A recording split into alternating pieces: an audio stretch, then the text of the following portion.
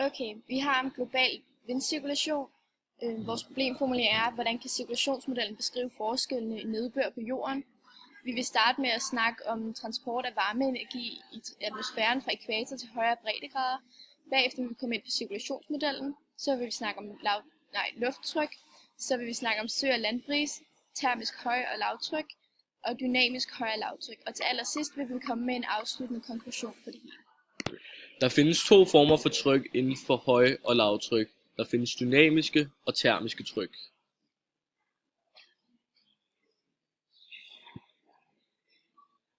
Dynamiske tryk er styret af forskellige temperaturforskelle i atmosfæren.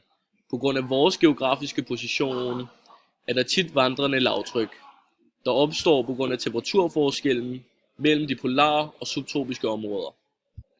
Disse lavtryk giver os ofte regn og blæsvejr. De termiske tryksystemer dannes på grund af temperaturforskellene ved jordens overflade. Jordoverfladen opvarmes af solen, så vil den luft, der ligger over jorden, også opvarmes, og den varme og lettere luft vil stige til værs. Det er sådan, et lavtryk forekommer. Afkøles luften derimod tæt ved jordoverfladen, vil luften komprimeres, og den ovenliggende luft vil synke ned, og luften omkring siderne vil blive koldere. Det er sådan, et højtryk ved jordoverfladen opstår. På jorden bliver der tilført energi fra solen. Ved ækvator bliver der tilført mere energi, end der gør på de nordlige og sydlige breddegrader. Dette fører til, at der kommer varm luft fra ækvatoren, som kommer til at stige.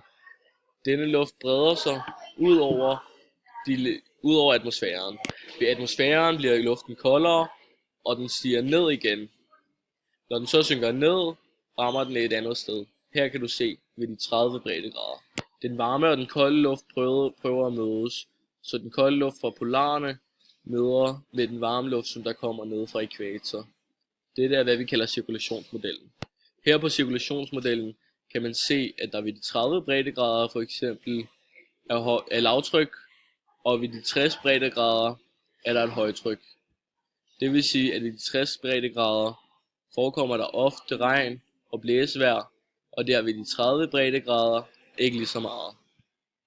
Det fører til, at der hvorhen der er højtryk, kommer nogle store regnskove og grønne skove, og derimod hvorhen at der er lavtryk, kan der tit forekomme ørkener, og derindimellem er det bare normale skove.